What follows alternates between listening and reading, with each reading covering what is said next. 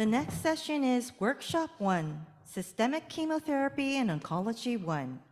This session will be chaired by Dr. Shiv K. Sarin, Dr. Naoya Kato, Dr. Ken Shirabe, and Dr. Tatsuya Yamashita. Doctors, please. Good Professor morning. Sarin, please start. Yes. Can you hear me, please? The chair. Yeah. Good morning, and thank you for inviting me. Unfortunately, your word not coming here. Is my voice coming? But Can you hear me? No? how I do for it? Sorry. Can you hear? Okay, I can hear you. Okay. Thank you. Good morning. I'm very grateful to Professor Una and inviting me for chairing this session. I would love to have come myself, but could not make it. In the interest of time, in the presence of my co-chairs, I would like to invite the first speaker, Dr. Takeda, to speak on multimodal treatment strategy with atezolizumab plus bevacizumab towards a complete response in unresectable hepatocellular carcinoma. Dr. Takeda, please.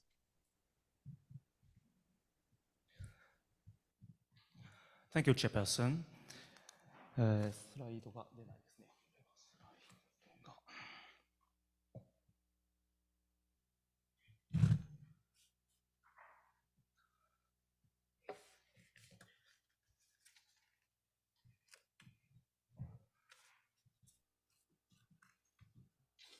Thank you. Good morning, everyone. I'm Dr. Takeda from Kyoto University.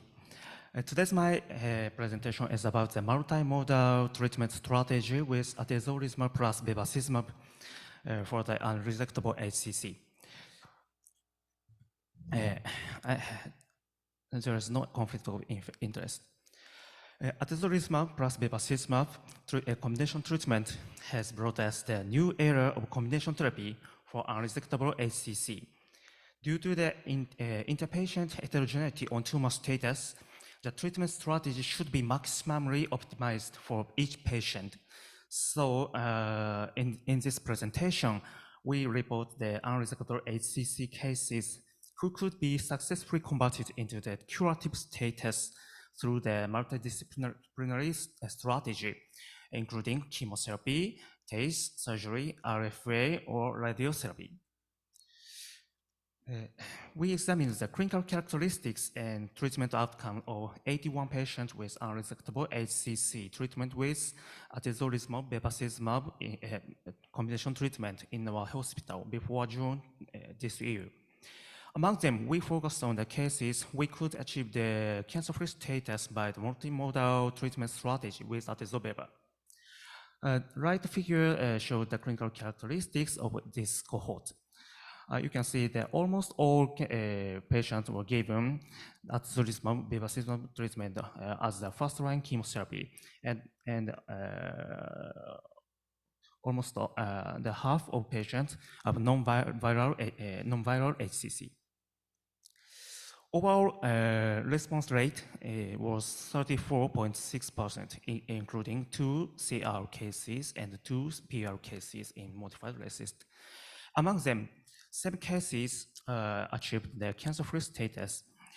One continued the atezolizumab treatment after the CR, and in total 5 cases was given so-called conversion or combination therapy using the surgery, TACE, or RFA. And 1 case were switched to the HIC, lenvatinib, and RT. This table shows the 7 cases who achieved cancer-free status after atezolizumab-based strategy.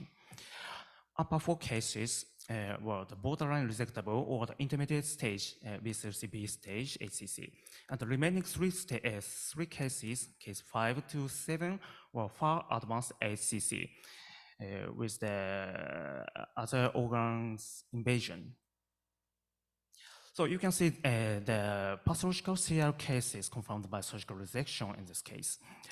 So you can see the modified resist CR, and finally conversion surgery revealed the pathologically non-viable lesion, and we confirmed the pathological CR.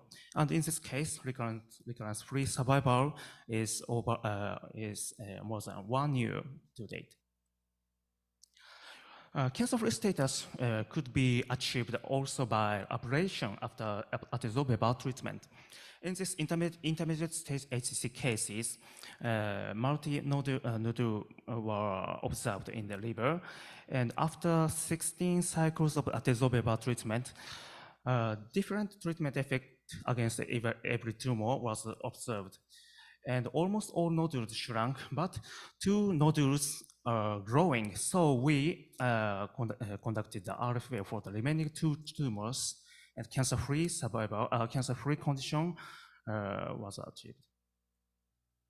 So now we demonstrate the far advanced unresectable HCCs.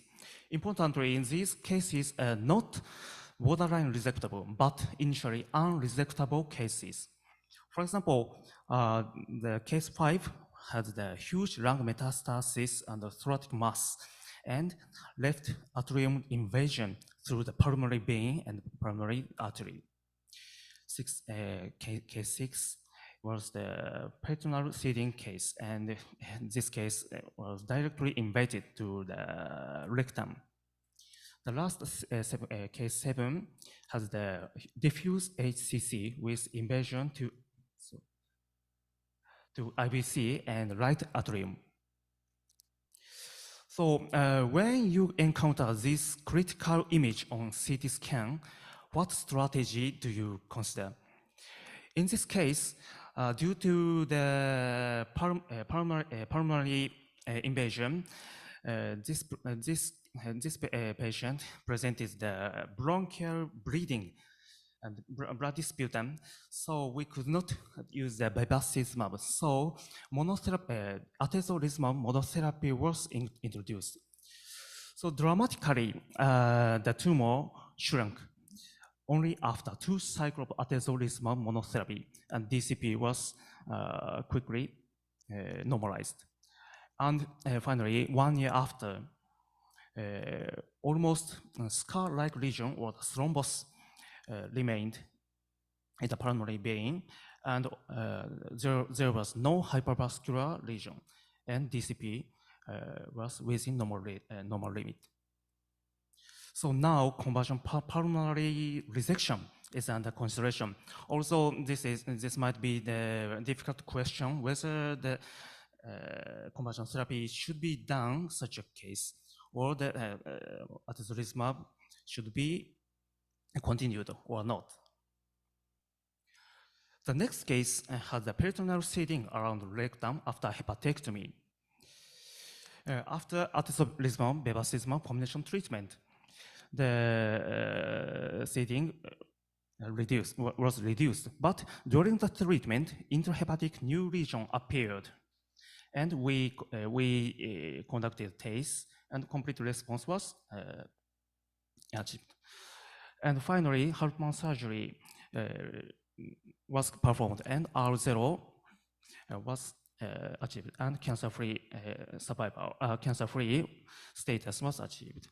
As there was no residual tumor by CT scan, we stopped atezolizumab, and there is no recurrence over 6 months. The last case suffered from diffuse HCC with right atrium invasion. So in this case, different from previous cases, rapid progression was observed after 2 cycles of atezolizumab.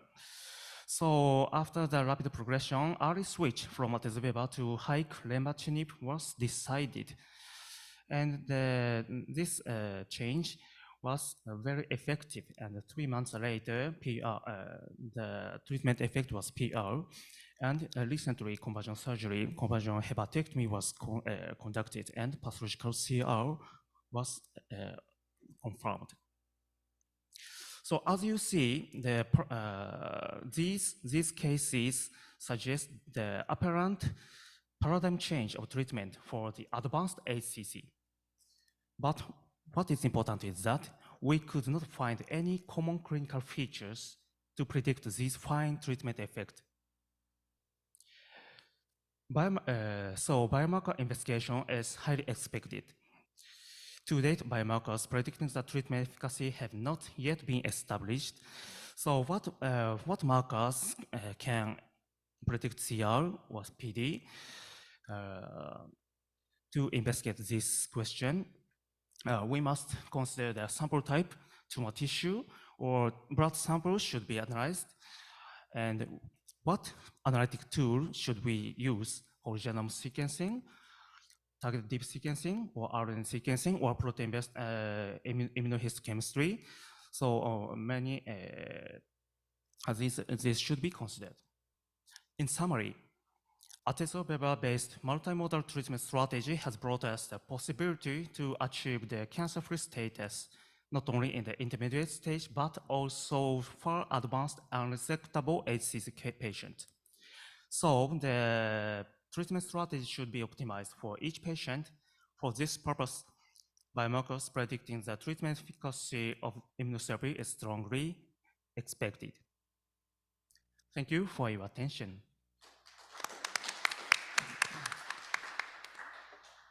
Very nice and educative case. Can I ask you, Dr. Takeda, in the last case with the IVC invasion and hepatic invasion, could you have considered SBRT as a first choice and immunotherapy after SBRT? Maybe it could have given better response with immunotherapy after SBRT can do the radiosensitization. Yeah. What is your thought? Yeah, in the last case, actually after the atezolizumab treatment, we choose the SBRT to the intra-heart tumor, and then hepatic arterial infusion chemotherapy was continued. It is generally said if you give SBRT and after that you give immunotherapy, it is more effective. Do you think it is possible? Yeah, we have only a few cases, so we have. But in this case, the immunotherapy after SBRT after immunotherapy could result the very good response, but it might be I don't know, it might it is common for the all cases. Okay. Very nice cases, very educative. Do you do biopsy in your patients to find out if there is a PD-1, L1 or CTLA4 receptors? We conducted biopsy, of course, biopsy for in several cases, possible case, but in the cases presented here, we do not investigate the PD-1 or CTLA4 immunohistochemistry. I do not. Okay.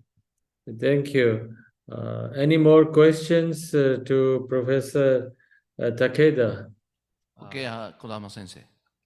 Hi, my name is Koram from the Osaka University. Thanks for sharing the very, the precious cases for achieved curative resection or curative conversion upon the atezolizumab therapy. So my question is, do you have any criteria in your mind whether to stop or continue the atezolizumab therapy after the curative conversion? Yeah, we have not definite criteria, but we usually continue at least 6 months or 1 year after CR condition, and radiologically CR and tumor markers are within normal range. So even after the surgical resection. In this conversion cases, after surgical cases, if there is no remaining tumors, we stop atezolizumab treatment. Thank you.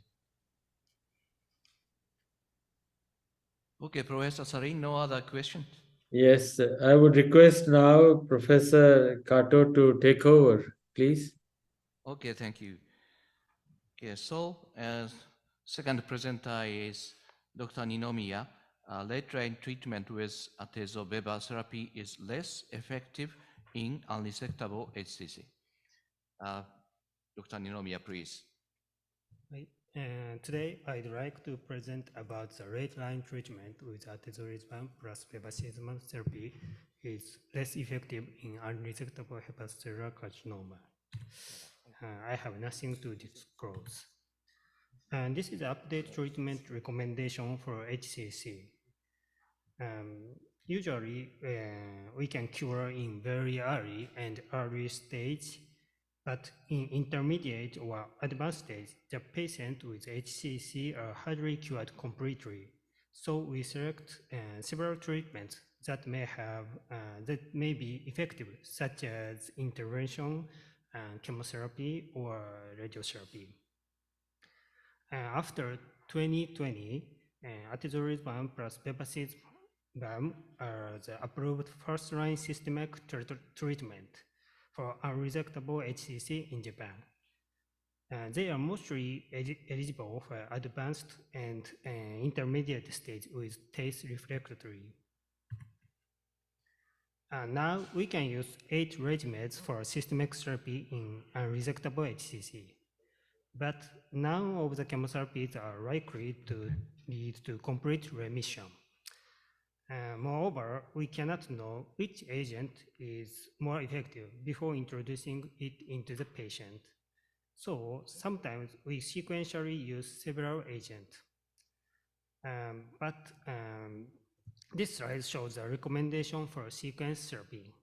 Just sorafenib, regorafenib, sorafenib to regular, RAM, and cabozantinib have the evidence. But none of any regimens have no evidence in the sequential therapy. So, this is a history of therapy. Atezolizumab therapy is a first-line treatment for unresectable hepatocellular carcinoma. But we want to use atezolizumab sometimes chosen as late-line treatment after sorafenib or regorafenib or lenvatinib. So this is the aim. We identified the treatment outcomes of atezolizumab in late-line treatment.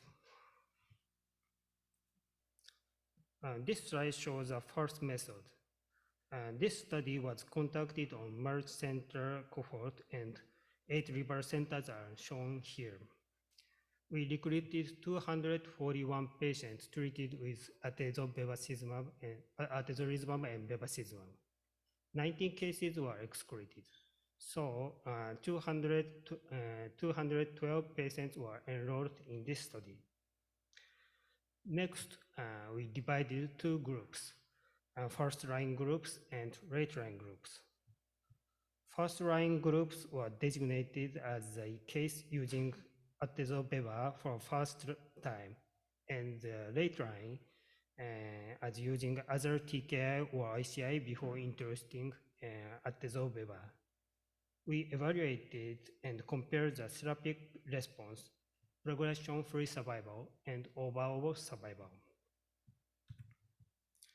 Before evaluated outcomes, we showed the previous TKI before introducing atezolizumab in late-line groups.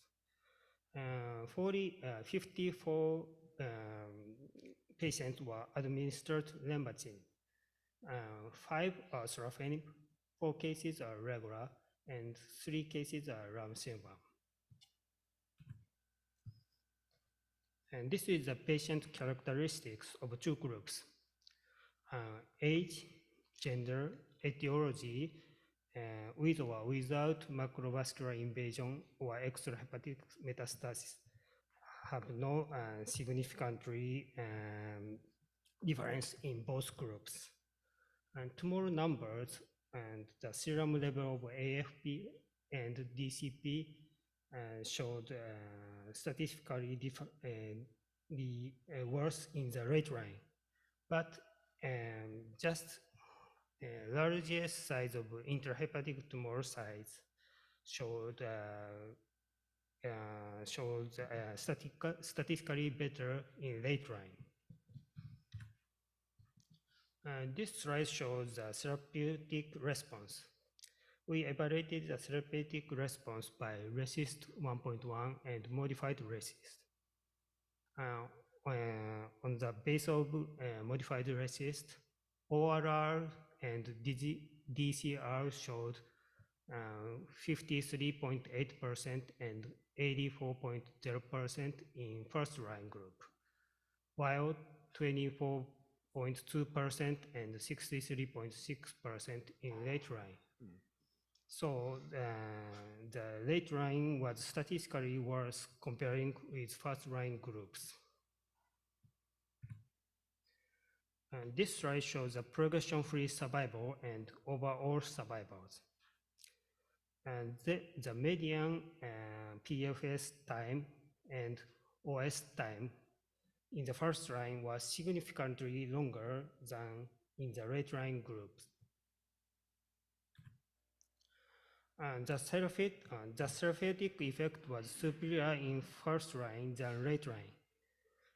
But there are many statistical differences in patient characteristics between first line and second lines.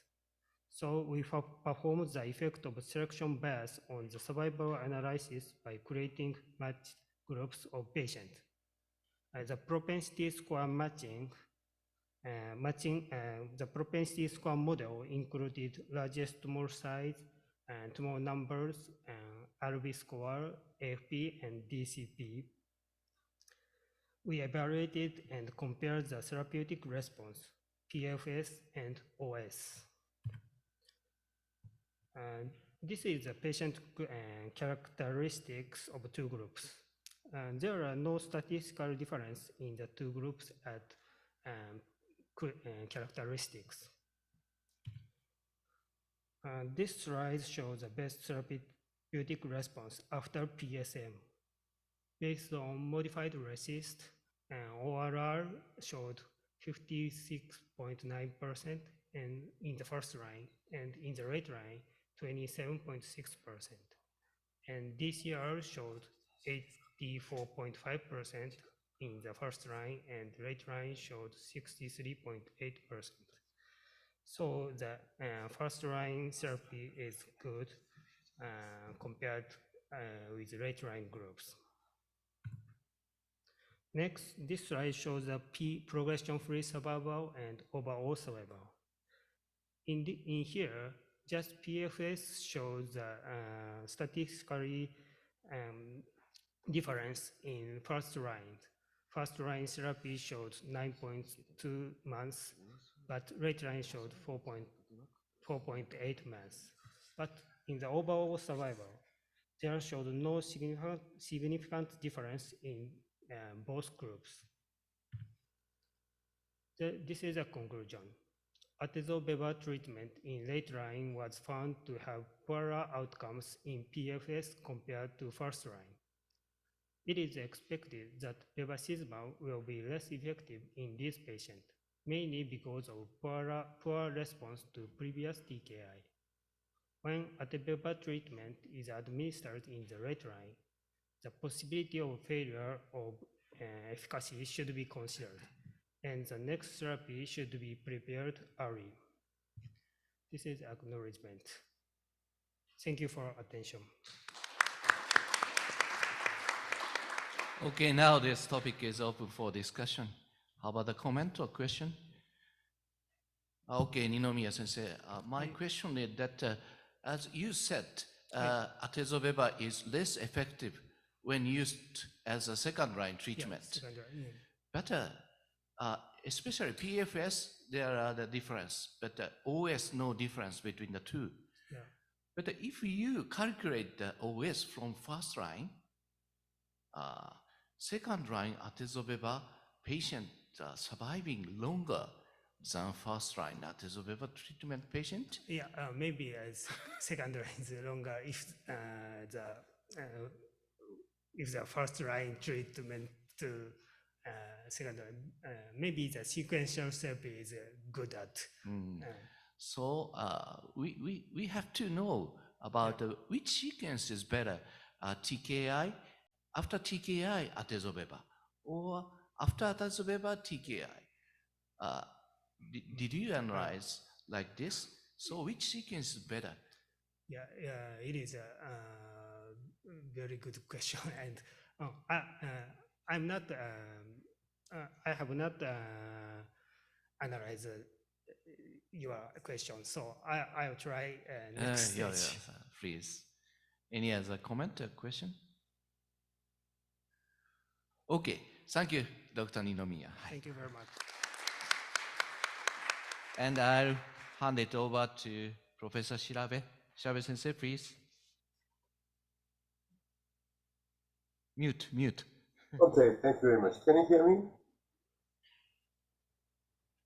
Can you hear me? I can hear you. Oh, yeah, thank you very much.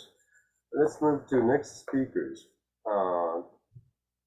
The third speaker is Dr. Kil-Soo Son from Korea. A comparative analysis of atezolizumab and hepatic artery infusion chemotherapy in unresectable hepatocellular carcinoma, a multiple center propensity score matching study. Thank you very much. Please, would you start your presentation?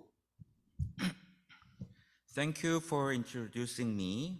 Today's topic is a comparative analysis of atezolizumab and HIC in unresectable ACC in Korea.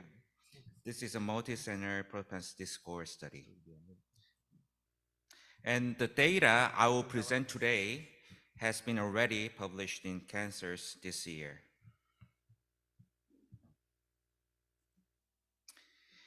HIC is a very popular technique in Japan, but less popular in Korea. So the Japan guideline here recommends HIC in patients with advanced ACC with portal vein tumor thrombosis, but in Korean guideline do not suggest, and because there are few centers in Korea that performs HIC, and our center in Korea is the center that performs HIC most frequently in Korea. So we have collected the data in our center and the data from atezolizumab data from multi-center. And the regimen we have used in Korea in our center was the high-dose FP regimen, which was composed of cisplatin and 5-FU, and 3 days 5-FU and 1 day cisplatin treatment. And there are many regimens that are now being developed worldwide, especially in China. So we implant the chemoport by a subclavian or femoral artery to common hepatic artery, and we infuse chemotherapy by infusion pump, and we embolize GDA, gastroduodenal artery. And our previous researches have demonstrated that reduction of intrahepatic tumor by HIC prolongs survival. So the intrahepatic CR or PR demonstrated the favorable survival to SD and PD patients, even with extrahepatic metastasis. Also, we have performed many biomarker studies. First of all, we have studied the MR imaging to find the biomarker that predicts favorable response to HIC. So ADC ratio, tumor to liver, predicted better responses to HIC and HCC. And we performed comparative studies. First, we studied between sorafenib and HIC, and we demonstrated that HIC showed a better survival outcomes to sorafenib. And next, our study with lenvatinib and HIC, which was published 2 years ago, also we demonstrated that patients outside reflect criteria. HIC was showed better survival outcome to lenvatinib. So this means that HIC treatment have efficacy in intrahepatic tumor control, and that makes HIC a better survival outcome to sorafenib or lenvatinib. So in Korea, last year, the government has reimbursed atezolizumab treatment in advanced ACC. So we are heavily treating patients with atezolizumab. So we collected data from multi centers who are treated by atezolizumab, and our center treats HIC very, very frequently. So we try to compare the survival outcomes between patients with HIC and atezolizumab treatment. So 193 patients treated with HIC and 100 patients treated with atezolizumab treatment were compared. And to reduce the bias, we performed propensity score matching technique to reduce the bias and confounding factors. And this is the baseline characteristics before propensity matching. So you can see that the patients with more distant metastasis received atezolizumab combination therapy to HIC therapy, and patients with portal vein invasion received more HIC therapy to atezolizumab therapy. And before propensity matching, the overall survival between two therapies show comparable outcomes. However, the progression-free survival seems better in atezolizumab combination therapy. We think that this has occurred because when patients were treated by HIC, sometimes lung metastasis occurs although intrahepatic tumor is controlled. So in these patients, it's counted as progressive disease. So, but the small lung metastasis do not affect the patient's overall survival. So we performed propensity score matching and made portal vein invasion and distance match. There were no statistically significant bias after matching. And the response rate between atezolizumab combination therapy and HIC, for the ORR, there were no differences between two therapies, and DCR also very slight differences between two therapies. And after propensity matching, which is I think the more accurate data before propensity matching. So there were also no survival differences between two therapy, and for the propensity progression-free survival, also there were no differences between AB combination therapy and HIC. There were 83 patients each group, and we think that this number, 83, is not very high number, so a more large number of patients. A future study, we will try to perform more accurate analysis. So this is the conclusion. Before propensity matching, atezolizumab combination therapy appeared superior to HIC in terms of progression-free survival, but comparable in overall survival. However, after propensity matching for distant metastasis or portal vein invasion, AB combination and HIC therapies seemed to have similar efficacy on survival, both in progression-free and overall survival. So a prospective cohort study, large number of patients, meticulous design can help elucidate accurate differences between AB combination therapy and HIC. Thank you. Thank you very much, Dr. Bill. Very soon. Very nice presentation. Is there any question? Now this presentation is open for discussion. Is there any question or comment from the audience? Okay. Kurosaki sensei. Okay, thank you very Yes, much. this is Kurosaki. May I ask you one question? You said the number of 83 is not so big, but I think it's very enough to compare these two regimens. My question is that about the background of the patients included. I thought that there was a patient with a distant metastasis included in this trial. Yeah, including. So my question is, if you do the sub-analysis of patients, dividing the patients into those who have extrahepatic metastasis and not, do you have any kind of advantage for the HIC in patients without extrahepatic metastasis? Oh, thank you. That's a very critical question. And unfortunately, we have not performed that analysis. And we will do that later. Okay, thank you. I think the value of your study will be improved if you can define the subgroup of patients who benefit from HIC to atezolizumab. Right. Exactly. Okay, thank you very much. Professor Sung, if I can ask you a question. I'm Dr. Sarin on the video.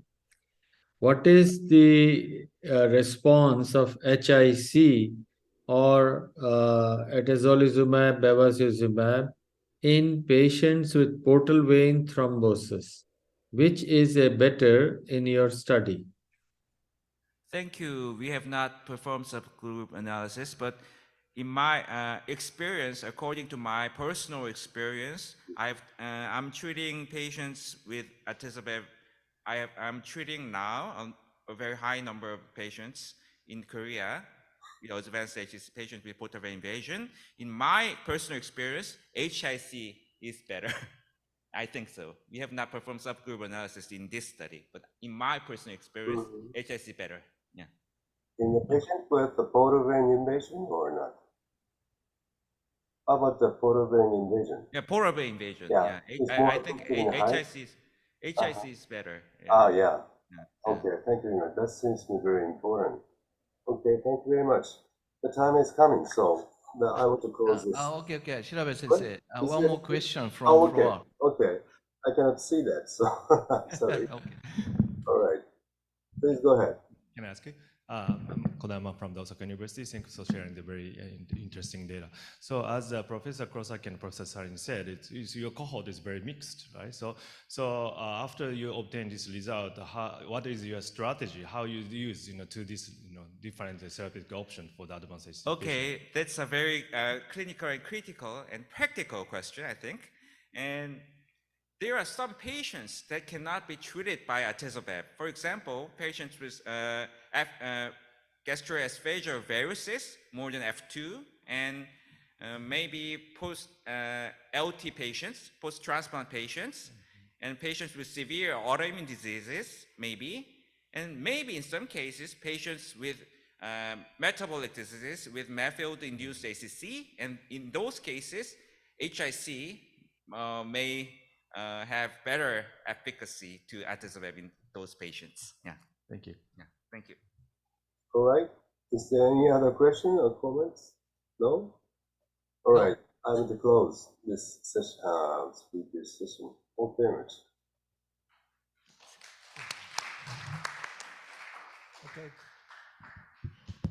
Okay, next to presentation I will chair. Fourth is Dr. Suda from Hokkaido University. Changes in serum growth factors during resistant to atezolizumab plus bevacizumab treatment in patients with unresectable hepatocellular carcinoma. Dr. Suda, please. Thank you, Chairman. I'm honored to present at Abasol Oncology 2023.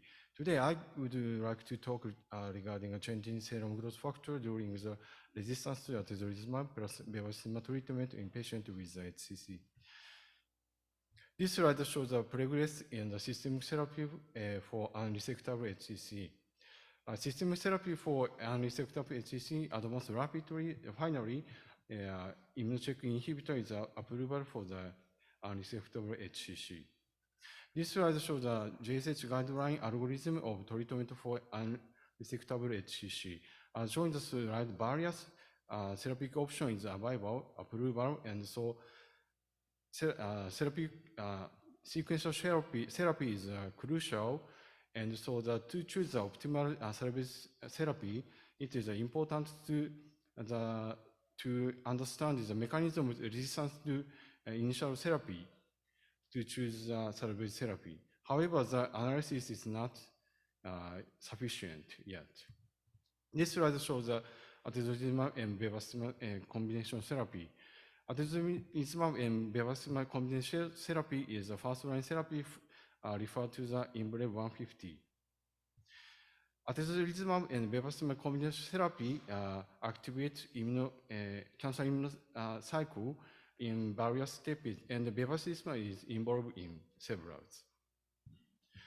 This slide shows a typical clinical course of the response to the systemic therapy. HCC response to the systemic therapy and reach the best of response point, and after that, HCC regrows and finally become the PD point.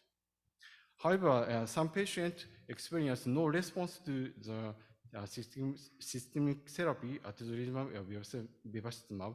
It's called the primary resistance. We recently reported that baseline low serum 69 is a predict of the primary resistance to atezolizumab bevacizumab for unresectable HCC patient. However, the most patient is response to atezolizumab bevacizumab and reach a best of response point, and after that, HCC experience acquires a resistance and finally become a PD. We speculate that important as understanding the mechanism of acquired resistance, the comparison of the best of response point and the PD point is important. Actually, recently, we reported that the comparison between the best of response point and PD point, we reported that ANG2 elevation and HGF elevation is significantly associated with acquired resistance to lenvatinib treatment. By classifying those changes in the growth factors, we could predict the post-progressive survival. Thus, in this study, we aim to analyze the change in the serum growth factor during resistance to atezolizumab and plus bevacizumab treatment in patients with unresectable HCC. This is a retrospective single-center study. We included patients who treated with atezolizumab bevacizumab treatment between October 2020 and October 2022 at Hokkaido University Hospital. We included patients if they had proper clinical information and had sequential preserved serum at baseline, best of response point, and PD point. Treatment protocol and the exclusion criteria is shown on the slide. Yeah, we collected the clinical data at baseline, and we analyzed growth factors at baseline and best of response and PD point. We analyzed growth factors including VEGF-A, C, D, HGF, EGF, FGF19, and ANG2, which is the target of bevacizumab or approval TKI for HCC, and those some of them is reported to involve in the cancer immune cycle. And we firstly analyze the factor associated with objective response, including growth factors. Subsequently, we analyze factors associated with the disease control, including growth factors. And finally, we analyze changes in growth factor between the best of response point and the PD point for understanding acquired resistance. This is a statistics analysis. In this study, we included a total of 46 patients who had a sequential and preserved serum. A total of 13 patients experienced objective response, and a total of 32 patients experienced disease control. And analyzed period of those, a total of 27 patients experienced progressive disease. This 27 patients experienced acquired resistance to atezolizumab and bevacizumab. This slide shows a comparison of patients with or without disease control. As shown in the slide, age is significantly associated with disease control. This slide shows a comparison of baseline growth factor level between a patient with or without disease control. Investigated growth factor was similar between the two groups. Subsequently, we compare the baseline characteristics between patient with or without objective response. As shown in the slide, age is also associated with objective response in cohort. Subsequently, we analyze the baseline growth factor levels between the patient with without objective response. As shown in the slide, baseline VEGF level, baseline growth factor level is similar between the patient with or without objective response. Finally, we compare the investigate the change in the growth factor level between the best of response point and PD point. As shown in the slide, VEGF-D and ANG2 is significantly elevated between the best of response and PD point. We speculate that during the acquired resistance, the VEGF-D and ANG2 significantly elevated.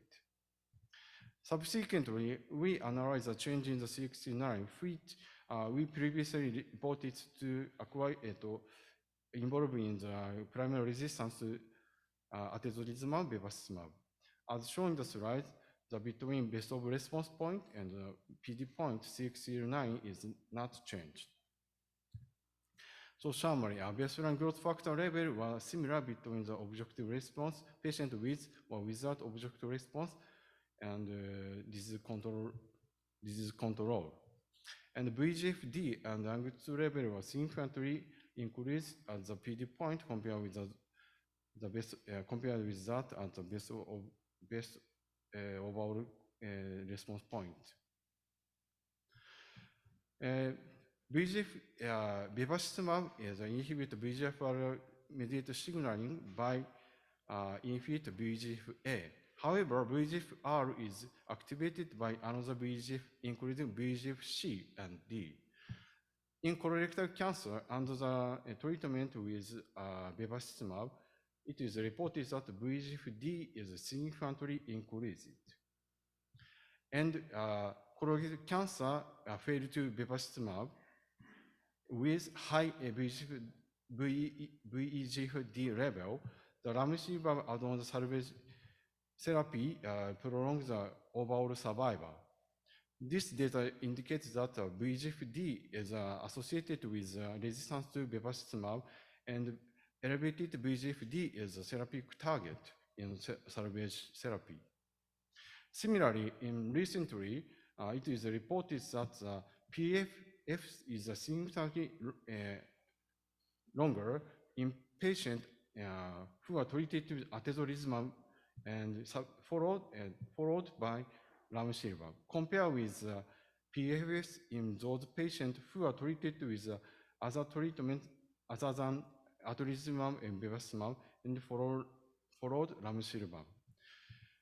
Taking together our data that during acquired resistance, VEGF-D is elevated.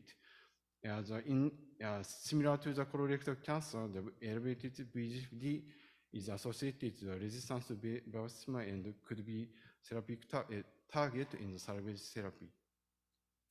ANG2 is also the reported to associated with ICI treatment resistance in melanoma therapy. This is a limitation, and this is the conclusion. Thank you for your attention. Thank you, Dr. Suda. Now open for discussion. Is there- please. This is Kato, and I have one question. That it's interesting study, but ANG2 and the VGFD, where these cytokines comes from? Typically, so the VEFGD is reported to secrete from the endothelium of the vascular, but so the some of the tumor secreted the VGFD from the tumor. Oh, if the tumor is making VGFD, after the CR, for example, the CR patient, VGFD decrease very much? Actually, so the typically VGFD is increasing under the bevacizumab treatment, and so in cases VFGFD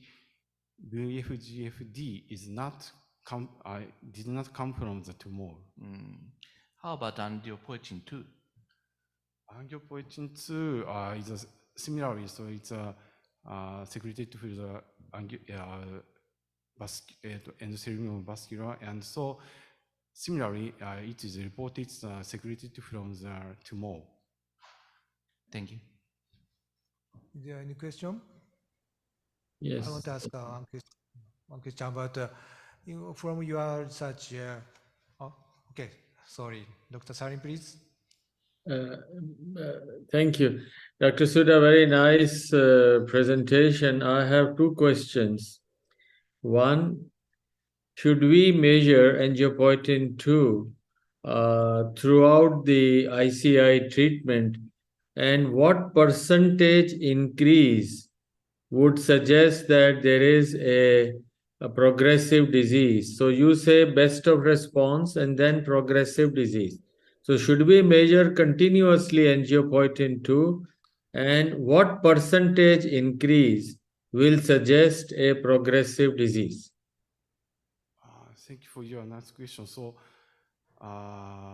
sequential changes in angiopoietin is typically so the best of response point, the angiopoietin 2 decrease. And after that, the decrease angiopoietin 2 recover and so getting higher. And so the percentage of increasing angiopoietin 2,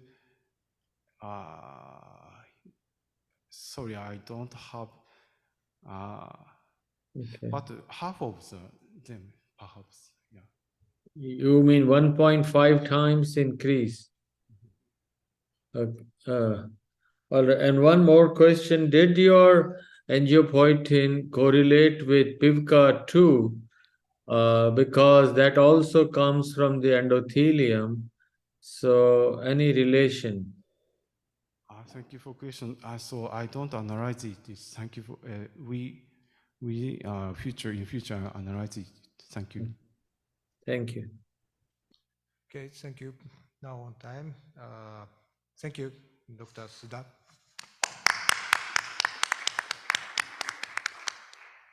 Last presentation in this session is Dr. Yasui from Musashino Red Cross Hospital, Japan. A predictive factor for durable response in patients receiving atezolizumab plus bevacizumab therapy for unresectable hepatocellular carcinoma. Dr. Yasui, please. Thank you, Chairman. I really appreciate for giving me an opportunity to present our work. Today, I'd like to talk about durable response in patients received atezolizumab plus bevacizumab therapy. Here are our disclosures. So the situation surrounding the unresectable HCC treatment is rapidly changing, especially with the emergence of combination therapy, which does not inhibit vascular endothelial growth factor, VEGF, broadened the treatment strategy for unresectable HCC. And given this situation, biomarkers that can predict which patient will benefit from VEGF inhibiting therapy are urgent unmet needs. And on the other hand, one of the great characteristics of the immune checkpoint inhibitor therapy is a durable response. In this study reported by Dr. Shen last year, showed that durable response rate was 38.3% in IMbrave 150 study, and 78% of PR patients achieved durable PR, and 28% of SD patients achieved durable SD. However, durable response rate in the real-world clinic is relatively unclarified. So we aim to clarify the durable response rate in the real-world clinical data and its predictive factors. So this is a single-center retrospective cohort study enrolling 134 patients with unresectable HCC who received atezobev. And radiological response was evaluated by RECIST version 1.1. And in 103 consecutive patients, peripheral blood VEGF at baseline and during the treatment were analyzed. And in this study, the durable response was defined as a maintained response, CR or PROSD, over 6 months and received atezobev more than 6 months. So this table shows the baseline characteristics of this study. And in comparison to IMbrave 150 study, our cohort included more older patients and patients who are child B, 15%, and a greater percentage of BCLC stage B, and also second line or later line treated patients. And patients who were treated as first line was 63%. And first, we analyzed the baseline factors associated with PFS. And baseline AFP and second or later line treatment were associated with PFS. However, the baseline tumor, baseline NAR, baseline VEGF was not a predictor for PFS. And Kaplan-Meier analysis also showed that baseline AFP was a predictor for OS or PFS. And then we investigated the durable response. And the first, when we see the best response, according to the clinical treatment course, the first line patients showed better response. In the first line patient, objective response rate was 28% and disease control rate was 81%. And compared to that result, second line or later line patient showed worse response. And when we see the durable response, the first line patient achieved, so 40.5% of first line patients achieved durable response, and 18.4% of second or later line patients achieved durable response. And when we see, according to the best response, the durable SD was maintained in 40% of patients who achieved the SD, and durable PR achieved 75% of patients who achieved PR. And this ratio was similarly lower in second or later line patients. And as was expected, patients who achieved durable response showed better OS. Then we analyze factors associated with durable response. And when we see the baseline characteristics, BCLC stage B and first line treatment were associated with durable response. However, the baseline tumor markers, neutrophil lymphocyte ratio or urine protein creatinine ratio and baseline VEGF were not predictive factors for durable response. And Kaplan-Meier method also showed that baseline VEGF was not a predictor for OS or PFS in this cohort. So to summarize the first part, durable response was seen in 40.5% in the first line and 18.4% in the second or later line. And durable response for predictive factors for durable response at baseline were BCLC stage B and first line treatment. And baseline VEGF was not a predictive factor for OS or PFS. So we decided to investigate the on-treatment biomarkers. And most famous on-treatment biomarker is AFP response, I think. So when we see the AFP response rate in the first-line patient, around 40% achieved AFP response, and around 20% of patients in second or later line patients achieved AFP response. And patients who achieved AFP response, which means that 20% decrease of the AFP during the treatment, patients who achieved AFP response showed better progression-free survival. And similarly, when we see the VEGF during the treatment, peripheral blood VEGF decreased at second or third cycle of the treatment. And using median value of VEGF at week 3 and 6, patients who declined VEGF showed better PFS. So including these two factors, AFP response and VEGF decline, we analyzed again about factors associated with durable response. So this result showed that with AFP response and VEGF decrease during the treatment were independent factors associated with durable response, along with the baseline characteristics. So to summarize the second part, AFP response and decline in peripheral VEGF were on-treatment biomarkers to predict PFS. And also these two factors were associated with durable response up to 6 weeks.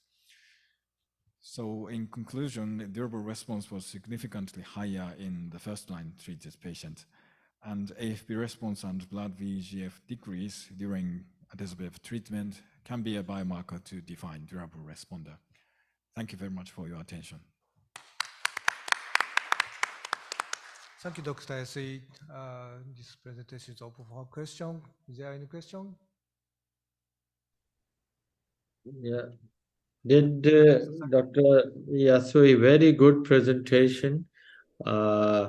Any idea about the PIVCA-2 and its correlation? Thank you very much for your question. So when we analyzed the PIVCA-2, we couldn't find any difference about PIVCA-2 decline and these kind of response results. Second, any response difference between portal vein thrombus invasion versus no invasion? Thank you very much for your question. So our cohort includes relatively smaller number of patients who have PVTT. So I couldn't find any difference between patients with or without PVTT. Very good. Thank you. Kato, and what type of patient has discrepancy between AFP response and radiological response?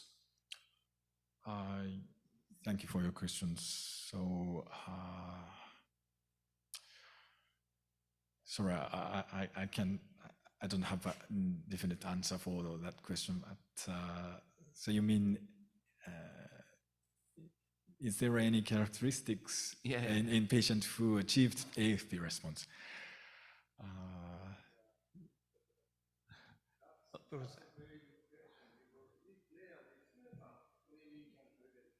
Yes.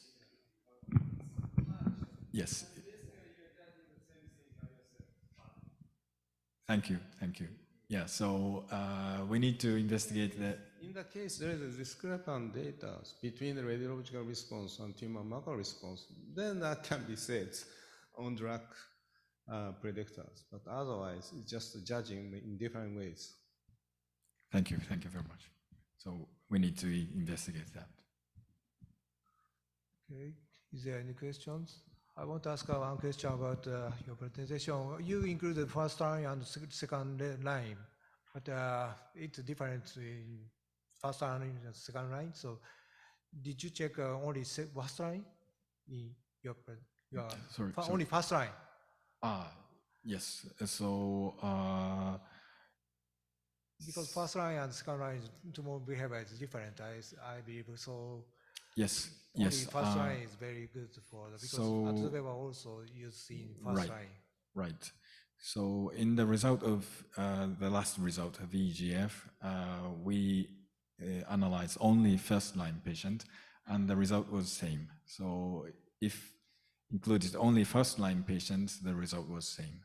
Thank you. Is there any question? No?